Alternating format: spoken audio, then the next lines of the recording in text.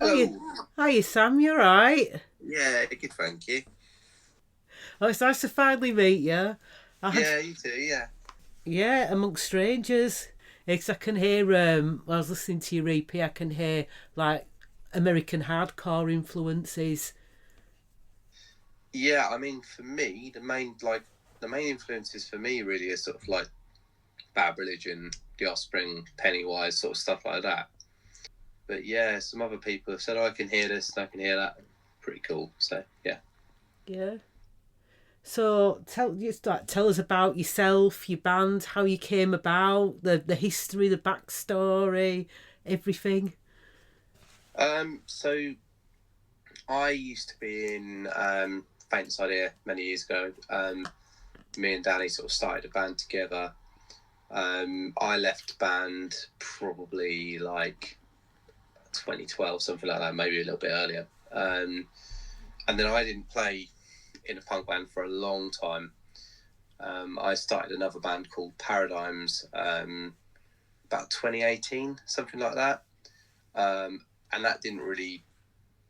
We played a few gigs, but it just didn't really get off the ground. And then at some point, I was like, I need to get back in a punk band. So I kind of focused a lot on career and other stuff like that. As much as I wanted to sort of like play punk music, I'd been really unwell for a long time. I had a stroke and I had some heart problems and loads of other stuff. So I'd had like stroke, DVT, I've gone blind in my right eye and stuff like that.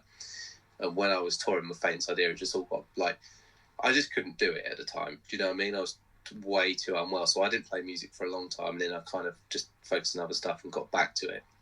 Anyway, so I met Darren. It's funny actually. I met Darren selling I was selling my racing sim, and Darren wanted to buy it, and we did have another guy in common because this other guy recommended Darren as a drummer to me before, and Darren didn't even answer me back. And then Darren called up about this racing sim one day, and we just ended up talking for about half an hour, 40 minutes. He called me up to buy this thing on Marketplace, and we ended up just talking. He was like, "Let's start a band." So yeah, like really, really random. Yeah, and then we went on Facebook. We sort of just advertised on the Norwich local group. Kev had been in a band called Washed Up, and I'd literally gigged with Washed Up like 20 years ago. Um, I think they were supporting us or we were supporting them. I can't really remember. And I remembered Kev as this kind of like fresh 30-year-old man.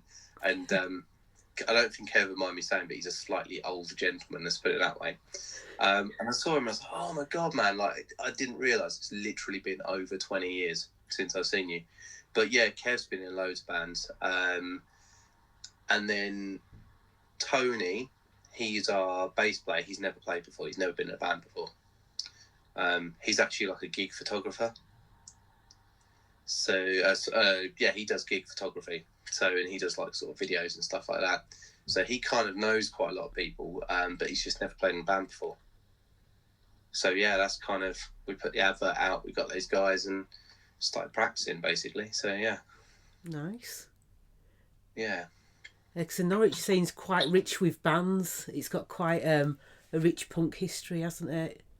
Used to be like so back in the day, like when I was first gigging, we had so many good bands here. Um, and these days there's not that many punk bands here anymore. There's just I don't think there's that much of a music scene going on here, to be honest with you anymore. Back in the day, the best gigs in Norwich back in the day were sort of like the Ferry Boat, the Marquee before it's the Owl Sanctuary and the Owl Sanctuary.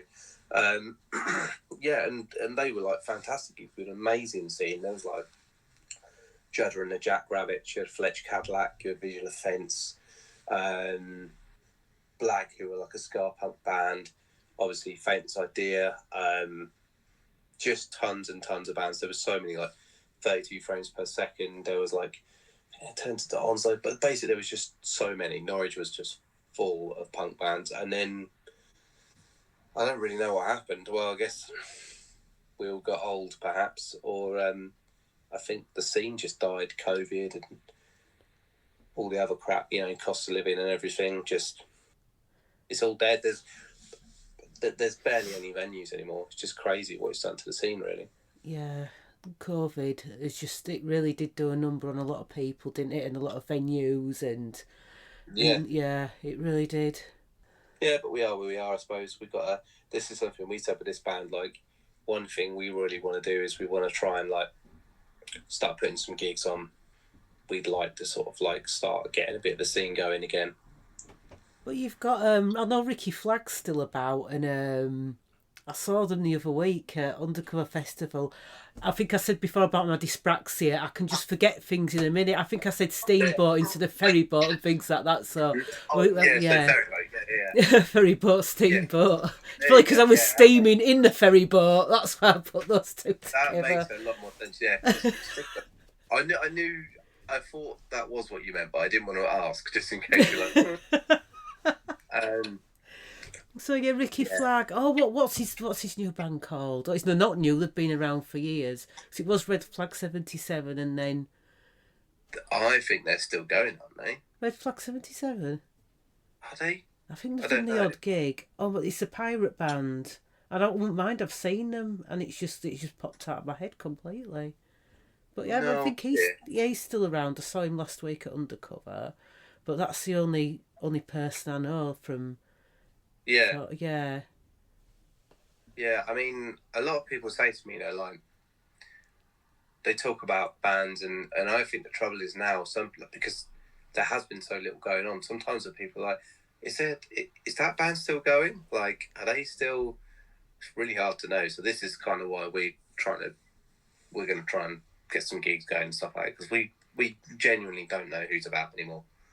So yeah, I mean, doing this is good because then you can make connections. Because I'm in the same boat. I felt a bit isolated after having kids and COVID and things like that. And it's like, yeah. Well, I've got a 5-year-old, and I've got another one on the way as well. So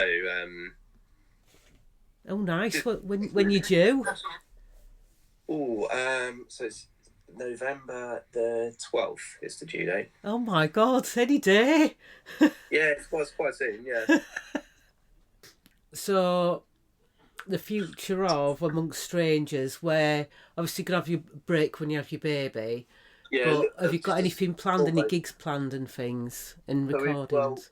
Right, so the plan is obviously the EP is out now, so on Bandcamp, but we've got Damn It Distro. So like Damn It Records, but Damn It Distro are going to be distroing it. So the major thing is basically moment like just try and get like reviews and do podcasts and as much as we can to start with. We do want to be gigging, so we want to kind of like probably start off. We kind of want to just work on some areas, so like probably Cambridge, London, Colchester. But definitely some up north. So I used to really, really love playing Manchester. So that's one place I really want to get back to. I don't know if you remember the Retro Bar. Yeah. So I used to play that place quite a lot, and it's like, obviously it's gone now, isn't it? But it was like one of my favourite venues, like in the world. Just absolutely loved that place. It's just so much character. I loved the scene was amazing. So I met so many like really, really cool people there. So that's like Manchester's a place where there's just. I'd love to get back up to, just everywhere really. But obviously we're not going to be going at it like probably doing tours and stuff. It's probably going to be doing lots of like clusters of sort of free gigs here and there. So like maybe a few days, like a Friday, Saturday, Sunday maybe, or something like that. Yeah. Birmingham, Manchester, Leeds, or like Colchester, Cambridge, London, something like that kind of thing. Really is to kind of like. Target, if you know what I mean. Yeah. And then just see where it takes us. I mean, the main thing is we just want to enjoy ourselves and have fun. It's such a cliche thing to say, but like that's all we really want to do. We just want to enjoy ourselves and have as many people listen to what we do as can, as long as they like it. I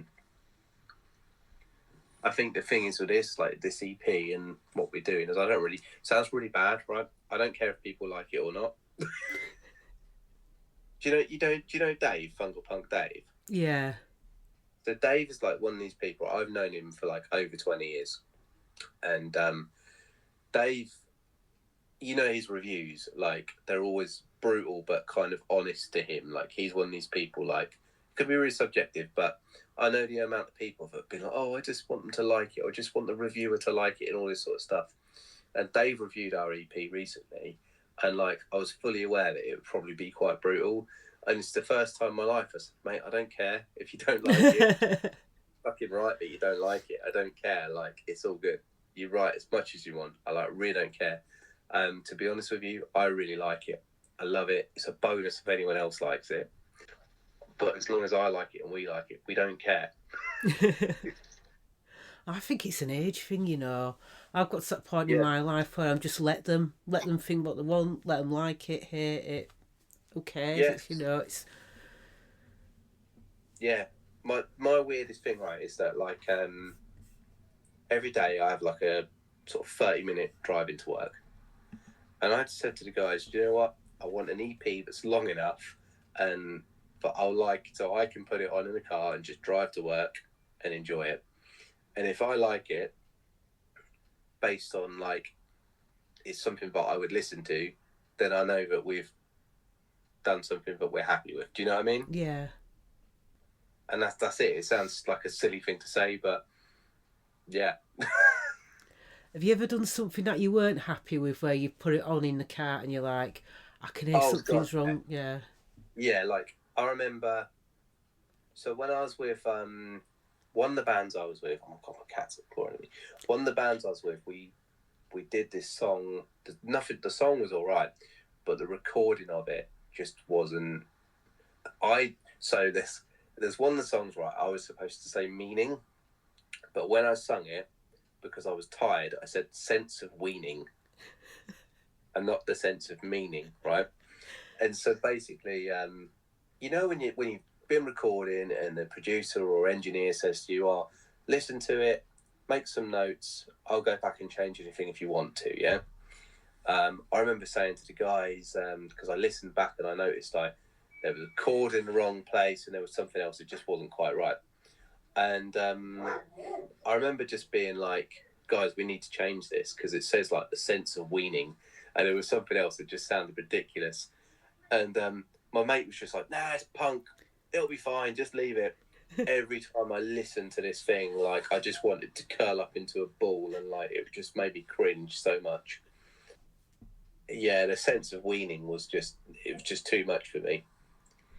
So yeah, and there's other stuff as well, you know, like I think when you record something, you hear a word here or you hear something there that it's maybe not quite right, and then I just hate it. Yeah.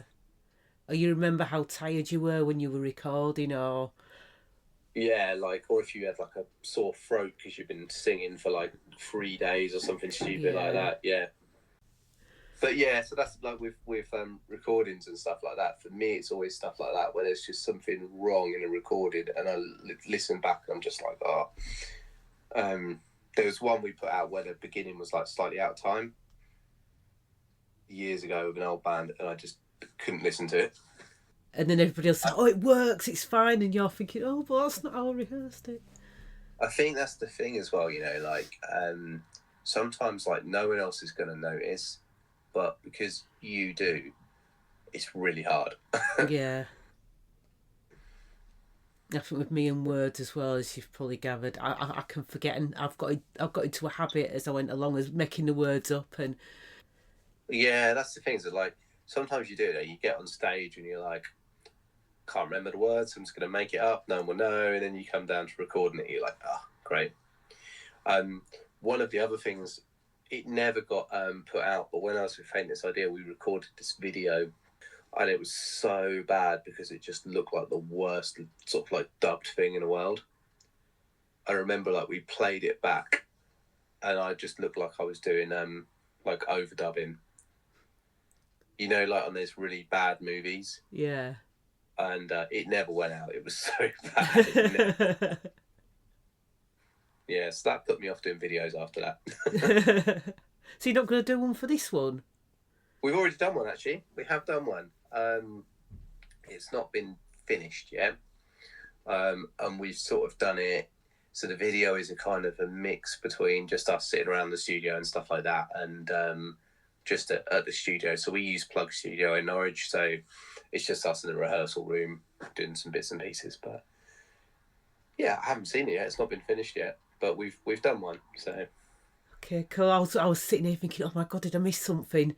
Did I miss Did you? Yeah, but no. No, we're getting there. It's just so hard. Like everyone working and stuff like that. It's like I've got like 2 hours in the evening, and I've got loads of stuff to do. So we're just waiting on Tony, our bass player. So he sort of recorded it all because he does a lot of photography and stuff anyway. So we're just waiting on him to finish it now. So Yeah. Yeah, when you're older, you've got all the commitments, haven't you? And when you're younger, yeah, it's like bands tend to break up because of silly things. When you look back on it, like people fall out over something stupid, or absolutely. Or it's just a case of that, like you didn't deal with things probably the way you could have dealt with things. Yeah, and then you've got other things. Well, like you're on tour and you've known each other forever, but you're in the back of a van and you've been in the back of a van for like so many months of the year, on and off, and you're basically just sick and tired of each other after so long. And I've had that in the past where you've just been gigging and out together probably more than you've done anything else. Yeah. And you just start grating on each other sometimes. And it's when you're younger, you don't have the maturity to kind of deal with that and work around it. I think if you get older, it's just like, do you know what, mate? I'm not going to talk to you for. I'm not going to like talk to you for a week. I'm just going to chill and I'll see you soon, sort of thing. Yeah. I don't know if that makes sense, but yeah, it does make sense. It's the maturity thing as well, isn't it? It's having space, I think, from each other is sometimes a good thing as well. Like the thing is about bands is it's a relationship, isn't it? Like you've got 4 members of the band. It's a 4-way relationship. It's one of those things where everyone in the band, no matter how much you agree, wants something slightly different. Always. And so even if like you want the same thing, there's always slight differences to that. And so you've got to kind of like everyone's got to be happy. Do you know what I mean? You've got to work around that. Yeah. And everyone's lives are different. So yeah, being in a band is actually quite hard, I think, at times. I think it's harder being in a band than it is being in a relationship. Yeah. I do, yeah. More people, there's more dynamic, yeah. Yeah, definitely. You've got to learn about those people as well. If you've known people for years anyway and you end up working together, it can be a little bit easier in some ways. But yeah, it's like the family you choose to have. Yeah, exactly. Yeah, totally. And I've been in bands before where you started off with a group of people that you know really well, and you're all been mates and stuff like that, all really, really good mates. And then over time, like, other people come to the band, some people leave because of commitments and stuff like that. And actually, sometimes the people that are in the band aren't necessarily people that you would have chosen to be in the band with. That makes sense? Yeah. They sometimes have a different idea and direction as to where they want to go.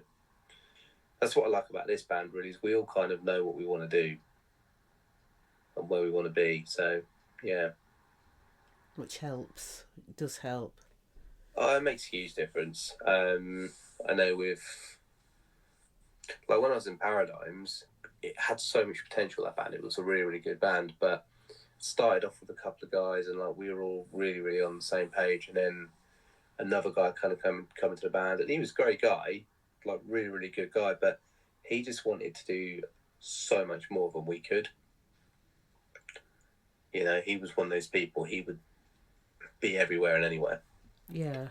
And at the time, we just couldn't, but and that made things difficult. So, yeah, but he was a great guy. There was nothing wrong with what he wanted to do. He was a really, really great guy, but it just wasn't. He just didn't line up, Did he? I mean, could he have not had another band as well, or did he just want one band doing all these things? Is that? Yeah, I think it's one of those like. That's what I mean. In the end, the band ended up sort of like going separate ways, and and that was because he just wanted to do so much more. And he also he ended up wanting to do kind of like more like thrash metal and all that sort of stuff. Which for me, like, I love punk and I want to be in a punk band. Like, I wouldn't necessarily choose to be in a metal band or a thrash band. I just don't enjoy it, and so that's again like someone coming in who kind of wants to go into a slightly different direction. Like your song topics, you quite the sound you sound quite political. What are your subjects? Yeah, I mean, political, but I think more kind of social at the same time. So propaganda is obviously like very political. That is about, you know, the media and stuff like that. Basically, I mean, we know the story, right? You've got people like Rupert Murdoch and people like that who basically they're spouting to everyone what they want you to believe, right? And that's what and it's about people basically turning around and saying, actually, no, I'm not going to believe what you put in front of me just because you put it in front of me. Like, I'm going to use my brain and I'm just going to say, you know, I'm going to do what I need to do. And I'm not going to be stupid. But then our other songs, so like We Are the Difference, so I've got ADHD, hence why I'm like talking a million miles an hour and probably just going off in different directions and whatever. But We Are the Difference was about that because it's one of those things where I grew up I was a 90s kid, basically. Finished school 2003. I went to school and I really struggled terribly in school because basically the system just wasn't geared up for people like me. It was very much just kind of like, do you know what? Like, if you're doing well in school, we'll give you everything you want. But if you're doing badly in school, we're not going to try and help you because we don't understand what it is. And I think We Are the Difference is about people with ADHD and people with autism, things like that, kind of like realising that actually can't be judged. It's that thing, isn't it? Like, you can't judge a fish on its ability to fly or a bird on its ability to swim. So it's all about kind of like finding what you're good at, finding what you're the best at, and then kind of like making that work. So then we've got songs like Electric Loneliness. That was just about how the world's become so reliant on technology and not being together and stuff like that. And then Strength of a Few kind of goes back on the kind of people who are struggling, you know, how we should all come together. So I guess to go back to your question, which was a simple question, I've made it really complicated. No, it's fine. But it's a bit political, but more than anything, I like it because it's kind of social as well. I guess things, because I write the lyrics and I write the songs really more than anything, but for me, it's just about writing things that really matter to me, and that is about like exactly those things. So a little bit political, a little bit social, very personal, I guess, to me. But yeah, I can hear that in the songs. Yeah. And I really enjoyed writing them as well. Like, for me, I really love writing lyrics. That's quite important to me. I really enjoy writing lyrics. I kind of when I was younger, I used to kind of like write poetry, but kind of like political and social poetry and stuff like that. So that's part of the process I probably enjoy the most. Yeah, the lyrics. I've actually realised that I'm better at the words than I am at the actual music. Oh yeah, I'm terrible at music. Like, I'm an adequate guitarist, I'd probably say. I'm not a bad songwriter, but I'm probably inadequate, but quite good, like, good at writing lyrics. So yeah, and coming up with ideas for things as well. So I mean, your songs are your ideas really, and they've sort of.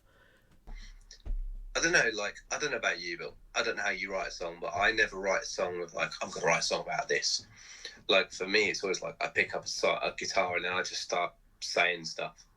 And then I just start writing it down. Like, I never go, today I'm going to write a song about this. I just pick up this guitar and then I'm like, oh, yeah. And then after a while, like, I find myself, I've got a whole idea of where I'm going with it. And yeah. What's your kind of... It's something random. It'll be a random moment. I'll be like, doing the washing. And all of a sudden I'm like, hang on, stop. Yeah. I've got to write it all down. It's coming out, Stop the cycle. Yeah, stop the cycle, or I'll be sitting watching TV. I always have like a sketchbook and a notepad with me and a Yeah, ukulele, and that's how I do it. I don't dedicate time to it. Maybe I should, but it just sort of, it'll come in a batch, and then I that, might have a week where there's nothing at all. yeah. See, I'm the same. Like, I never set aside time for writing songs. I just don't do it. Like, I, I've got ADHD. If I set aside time for anything, it doesn't happen. Right. Yeah. For me, I'll suddenly be sat there and I'll be like, song, like this, it starts coming out. But then, like you, I'll suddenly write like 5, 6, 7, 8 songs or something like that, I guess. And then before I know it, I'm like, new EP, we got one. Yeah, it's a bit like that. But I love that. I don't think I'd want to be in any other way. The only thing is, like, it always happens at the most awkward time. Yeah. You're driving along and you're like, oh my God, I've got an idea. I've got an idea. For me, it's always like night time. It's like 11 o'clock, 12 o'clock at night, and I'll be like, oh yeah, cool. And then I got work in the morning, and I find that I'm still up at like, not so bad these days, but years ago, I'd suddenly start writing at like 11 o'clock at night, and I'd still be writing at 5 o'clock in the morning. And you hear the birds, and you're like, oh, here we go again. It's a long day. It's a Red Bull day. Oh, yeah. Except Red Bull does absolutely nothing for me. So, like, yeah, I don't do that so much anymore because obviously, as you get older, you've got kids and stuff like that. So I'm like, it's like 1 o'clock, like, stop for the night. But I love it these days because one good thing these days is, like, when I was younger, you couldn't just record yourself writing a song. So, like, now it'll be like, get the phone out, record what I'm doing, write down what chords I'm playing, show my hands on the guitar, you know, so I don't forget, and then I can actually come back to it. So that's really helpful. But years ago, you know, I don't know about you, but I remember, like, you get a really cool melody or something in your head and be like, yeah, this sounds great. And you come back the next day and you're like, I don't remember it. Yeah. I wrote the best song in the world. It could have been like the best song ever. It's a tribute. But now I've just forgotten it. Oh, yeah. And it probably was actually just crap. But yeah, you feel gutted because you lost it. So now I like that you can just record stuff and yeah. You try and get it back and you're like, I just can't remember now. It sounded good at the time and I'm trying to remember it because you think, oh, I'll remember it in the morning. It'll be fine. Yeah. Or you get those other ones that you write them at night and you think, yeah, this sounds amazing. And then you listen back to it the day after and you're like, that was awful. What was I thinking? What was I thinking? That's terrible. Yeah. Or you'll write a set of lyrics and it really worked at the time. And you take it to the guys and they're like, what the actual fuck? And you're like, yeah, I see it. Yeah. It sounded good at the time. I remember years ago when I was a Faintest Idea, it's really funny because we got, so we played a lot of ska and a lot of punk, and it was almost slightly oi sounding when we were younger. And I remember we used to play this gig in King's Lynn, a place called like the Queen's Arms or something like that. And somehow, right, and we were very like anti-racism, obviously, and anti sort of like anything that isn't inclusive and stuff like that. And we were quite a kind of inclusive band and stuff. But for some reason in King's Lynn, we started getting this like skinhead following, but it was slightly dodgy. And so Danny was on stage one day and Danny started making comments about like, you know, listen, we're not into this sort of stuff. We're against that, you know. And this skinhead just punched him on stage. Fucking hell.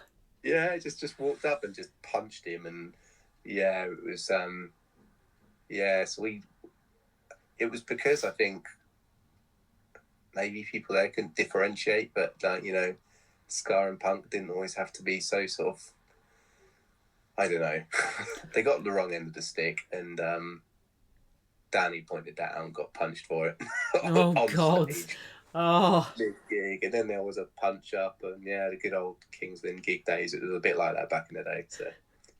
Do you ever play any of the Manchester Punks picnics?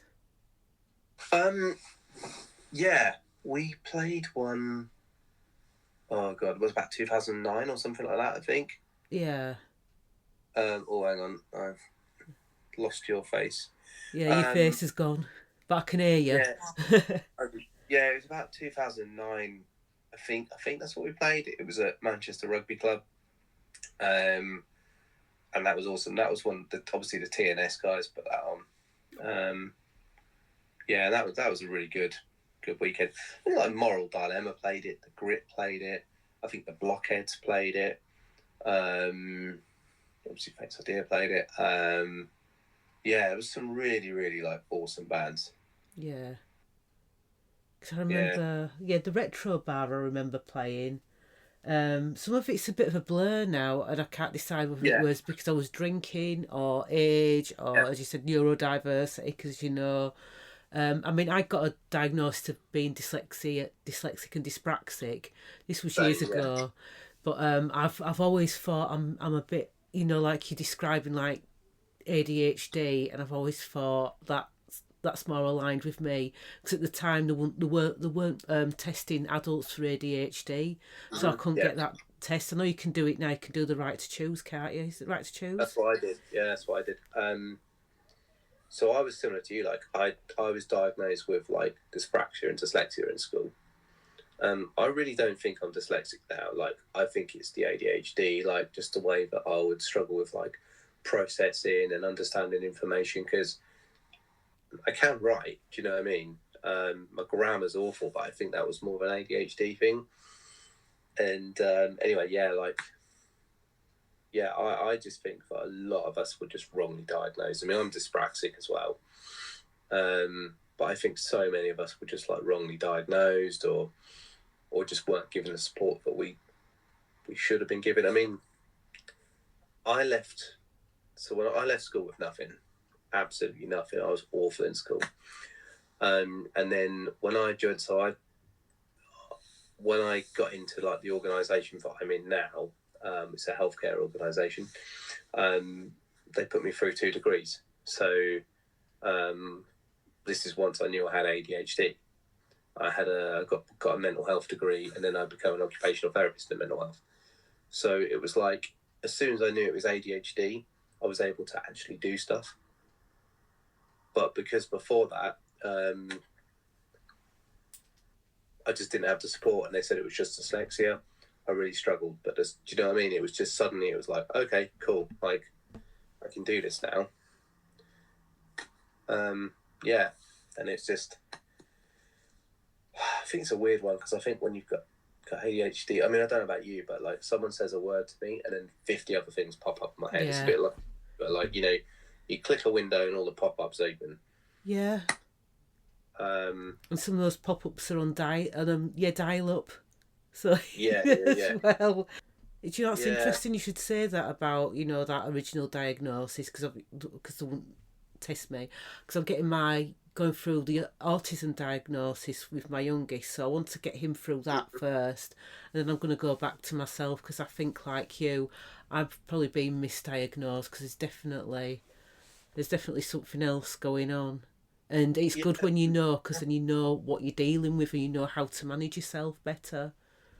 Absolutely, and if you ever like just want to like discuss it and go over it and work things out, just like give me a shout because I think it's really, really important to kind of like just find out. Even if they say it's not ADHD, it's this or it's that, you just need to know because you need to know how to like cope with it and manage it, and And actually, for me, I think the most important thing was I'd gone through life thinking I'm useless, I'm shit at this, I can't do that.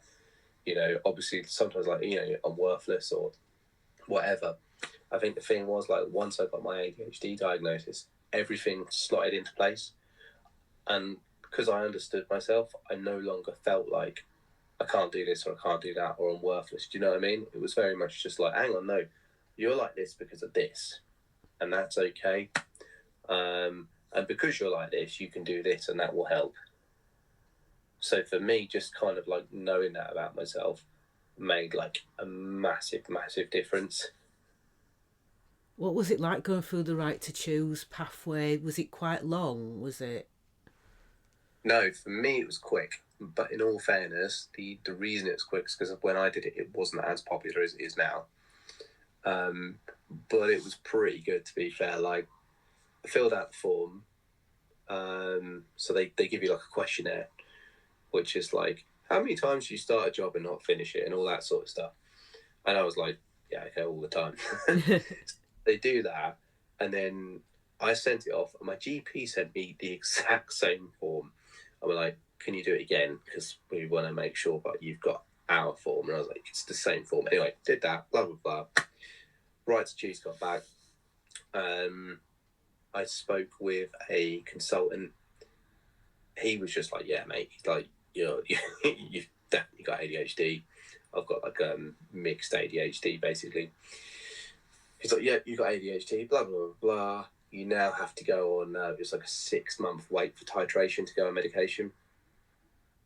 I did that. My issue was because I've got so many bloody health conditions, like having a stroke and heart problems and stuff, my blood pressure was just like straight up. They did eventually sort my meds out, but they also gave me CBT. And the CBT was like so good. So good. And I found that to be probably like the most useful thing. Because I think with ADHD as well, like you have different reactions to situations. Like rejection isn't something very good. People with ADHD don't always take criticism very well. Obviously, that's like generalizing because everyone's different, but those are quite sort of common things. And so it's kind of like just go, listen, when this happens, think about this. Is it this? It's typical CBT, really, kind of just thinking about it in different ways. And I found for me, like, it was just so useful just to put things into a different context, or to put the shoe on a different foot, and just, you know what I mean? Just doing those things, and organising myself better. And yeah, so it's a really, really good sort of thing to go through, really. It's just, it all seems very daunting, doesn't it?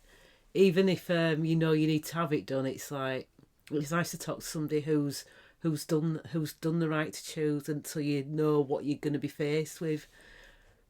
Yeah, and you know what? Like, some people don't need to do it because some people are just happy with how they are and how they're doing in life, and that's absolutely fine. Like, you don't have to do it if you don't want to. And also, you can sort of take what you want from it. Like, so my mum's just done it, right? My mum is like 60, 65, I think, 65. And yeah, my mum's just literally done it now because she works in an education setting, and she was just like, I need to know. The thing is, it explains so much with my mum, but my mum was kind of like, she just wanted to kind of just know why she is the way she is, and also to give her support. Like, if she's doing something at work where she's got to do some training or something, it helps to just make sure that she gets the extra 15 minutes here or the extra support there and stuff like that. Yeah, I don't think she's too fussed about the medication. So it's about everyone just kind of finding out what's right for them. Yeah. It doesn't matter what age you are as well. Like, there's this big thing. Some people say, oh yeah, but no, like, if it's going to be a benefit to you, do it. If it's not going to be a benefit for you, don't worry about it. I think it's really good that they're doing it. It's not for everyone, but for the people that want to do it, then yeah, it's great. Yeah. I just wonder what the medication would be like. Yeah. As well, if it would make a difference. The dyspraxic and the dyslexic diagnosis made a difference to me because I was at uni, and Mm-hmm. I got it then. And before then, I was so stubborn, and I wasn't I didn't do as well as I could have done with like qualifications and stuff, for obvious reasons.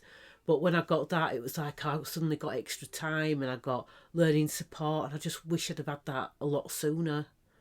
Yeah, same. Like, when I did my degree, like, it took a while for things. Well, my last degree, it took a bit of time for me to be able to get that all in place, and it was a little bit late. But once it did, it was really helpful. And back on like the what did medication feel like thing.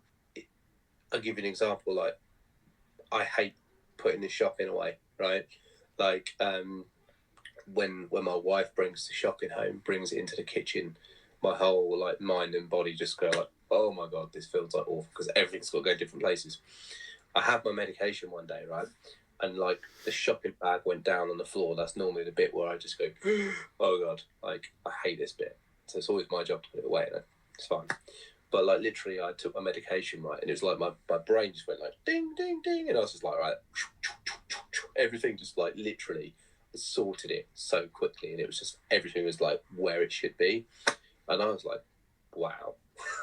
Really?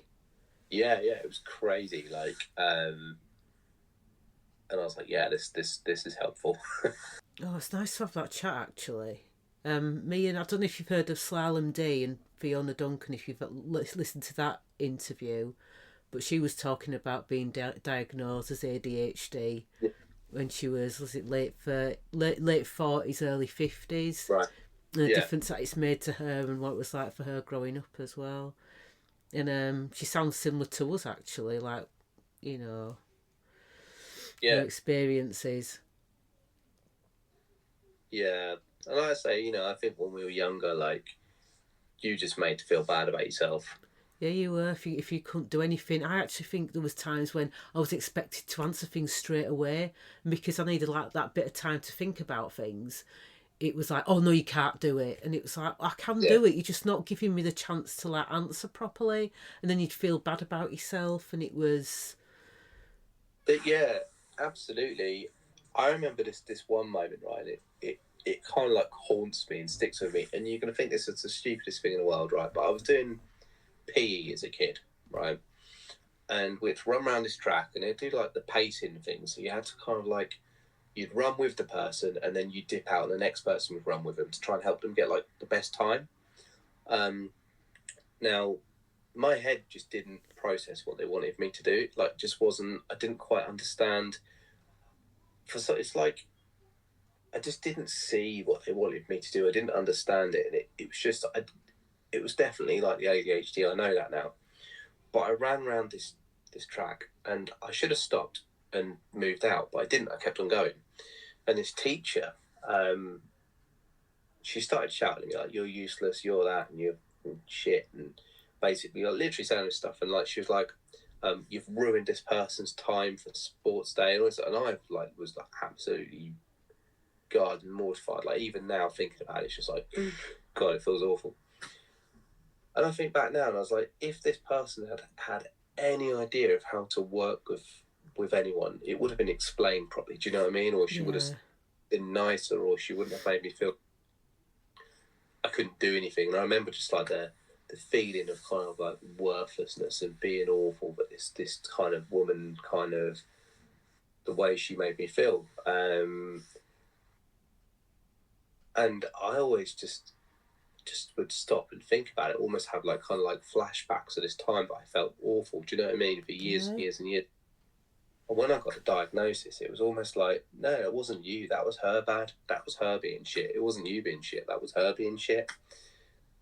There's going to be a lot of people that have moments like that they've been ruminating on for years, thinking that was me and I was awful. And suddenly they're going to go, no, that was them.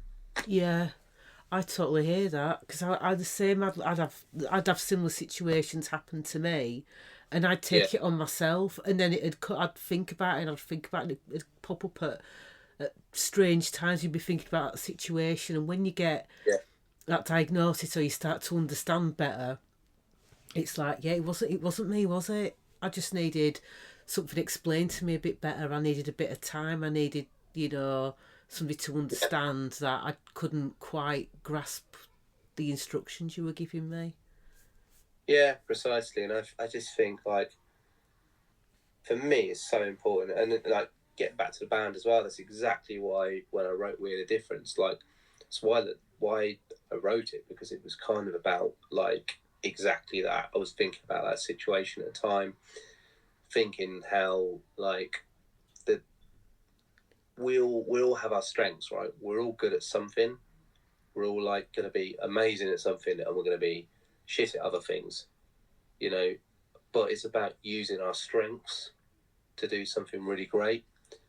you know, and as you're the old stereotype of autistic people being amazing at maths, or people being incredible at like technological things or whatever. Like, it doesn't have to be like that. They can be good at other things as well. Yeah.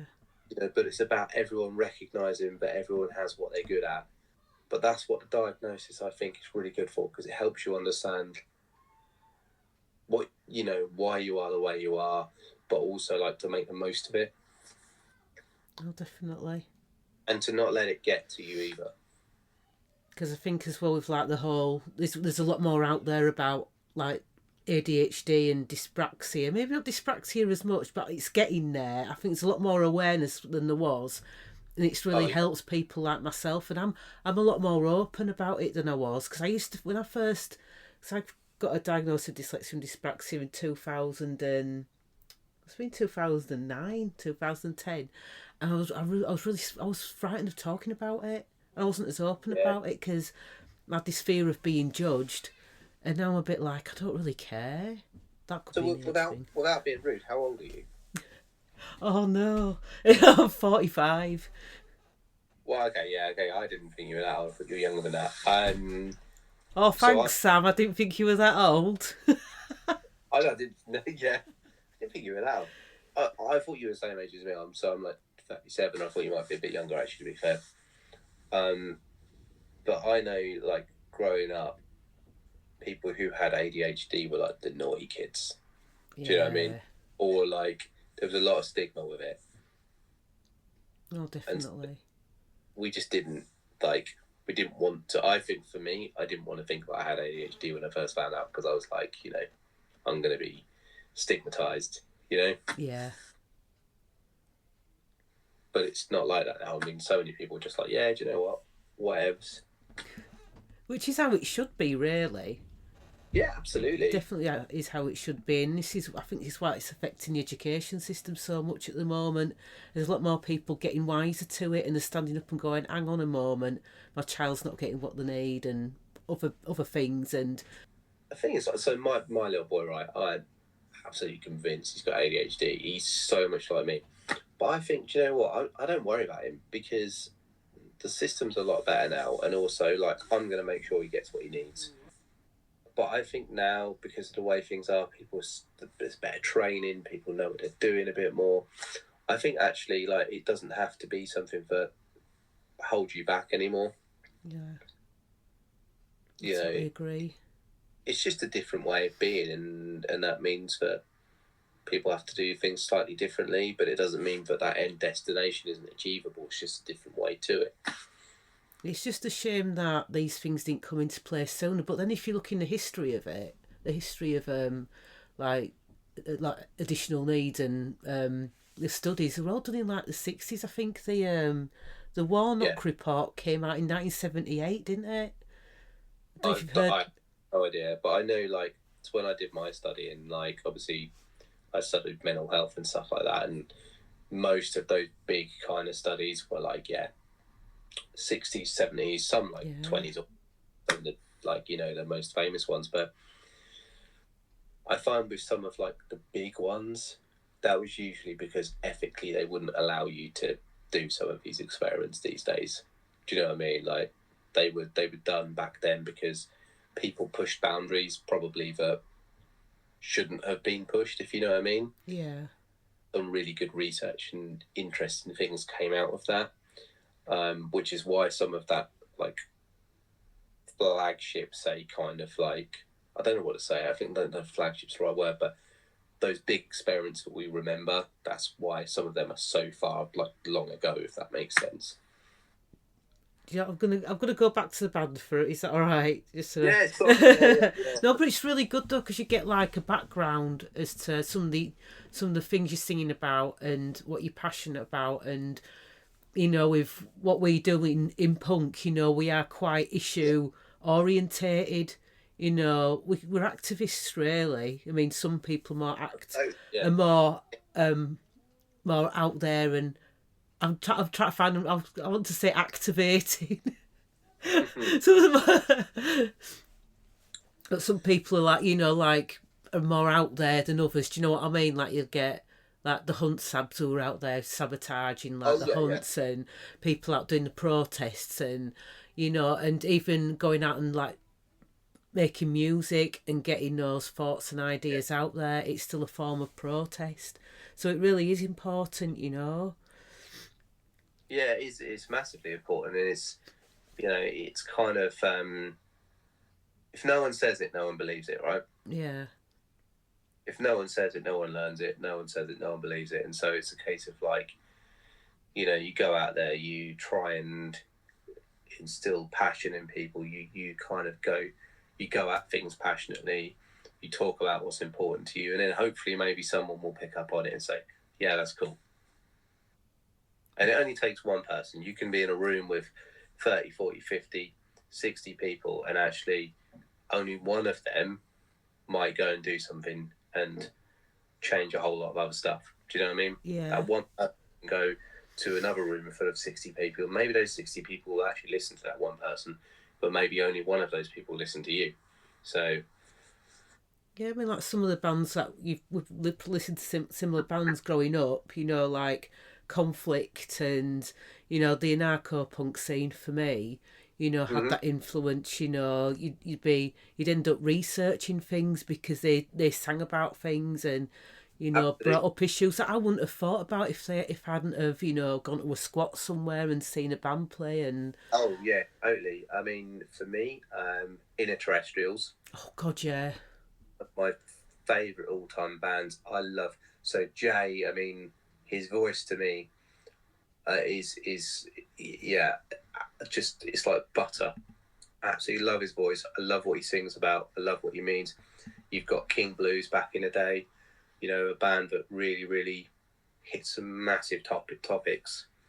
And so, yeah, and obviously, like I say, Conflict and people like that, you know, it's all really important. Without them, I don't think we'd be who we are today. Yeah, definitely. I mean, Inner Terrestrials for me, because I remember seeing them back in the 90s and stuff, and like when I first moved down to London, you know, go to their gigs, and yeah, they had a massive influence on me. You know, seeing Paco. Did you see Paco play with them?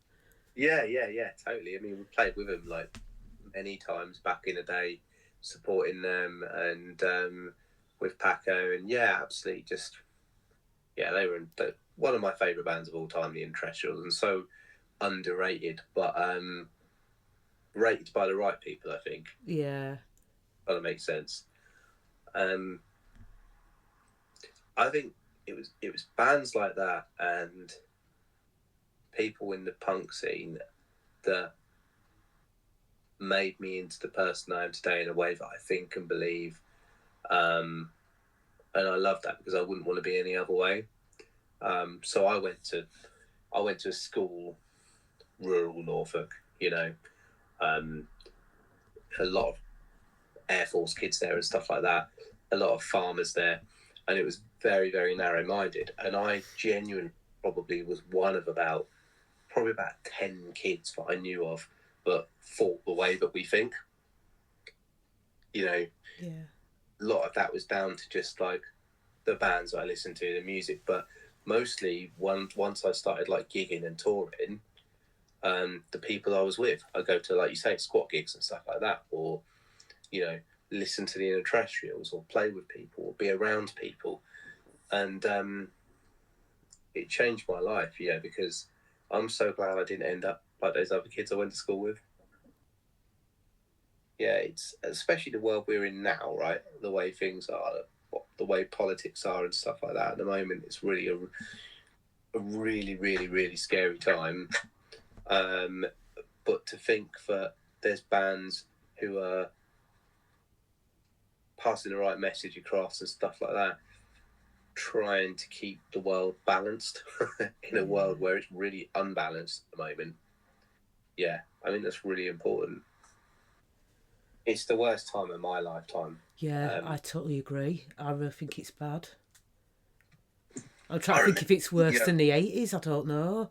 And that's like... I didn't really live through the 80s enough to be able to kind of comment on that. Well, my dog's now joining us. But, I remember the day the Brexit vote came in, was the the turning point, the scariest point of my life, really. I remember being on a train that day because I was living in working sort of near Peterborough at the time. I remember getting on this train and going to work, and there was just this guy walking up and down the train, giving people loads of like racist abuse and stuff like that. Fucking hell. Like, he'd just been given this license by this bloke. Do you know what I mean? And I remember like walking up and down, and he's come up to me. I said, "Mate," I said, "What the fuck are you doing?" I said, "Just," because he kept on going, "Yeah, like we and all this sort of thing. We don't want you." And we. I said, "Don't include me in that, mate." I said, "You can go off." And he started calling me a troublemaker. I said, "It's not we, mate. It's nothing to do with that." I said, "You're a dickhead, you know." But I just remember, like, he wouldn't have done that before this vote. Yeah. This guy had just like been given this license handed to him, and I think it's our job. Do you know what I mean? It's our job to kind of like fucking say to people it's not all right. Yeah, definitely. Especially when there's all kids and stuff like now coming into like the music scene and stuff like that. We've got that chance to be that message to them. Do you know what I mean? And say, no, that's not acceptable. Actually, that's not good. They've got to make their own decision up. Yeah, I mean, they've got to make their own choices and their own decisions. But I just hope that we can kind of, with music, help guide people to come to what I think are the right decisions. But at the end, it's not my call to say what's right and what's wrong. But you know. It's yeah. I know what you mean. It's but racism and things like that. Well, that's wrong, isn't it? It's wrong, innit? It's wrong. It's wrong, but I think we have to let people know that's wrong from their own mind. Do you know what I mean? Yeah. Help them to know it's wrong from their own mind and their own decisions, so that they embrace it and they love the decisions they've made. I don't know if that makes sense. It does make sense. Yeah. Because otherwise it's almost just like propaganda, you know, they're told what to say and they do it. You want them to really believe it and understand why it's wrong. Yeah. For the right reasons. Yeah, definitely. No, I totally agree. Yeah. But there you go. No, thank you very much. I really appreciate your time. It's been really nice. So. Oh, thanks, Sam. And good luck with the birth and everything. And yeah, I'm sure you'll keep us updated on social media and everything. If you do share that. Yeah. Absolutely. There'll be updates, yeah. Cool. Cool. Well, thank you. Thanks, Sam. All right. See you later. Bye. Yeah, bye. We were the Punk Rock Creators podcast. Thank you for listening, and we'll see you next time. Bye.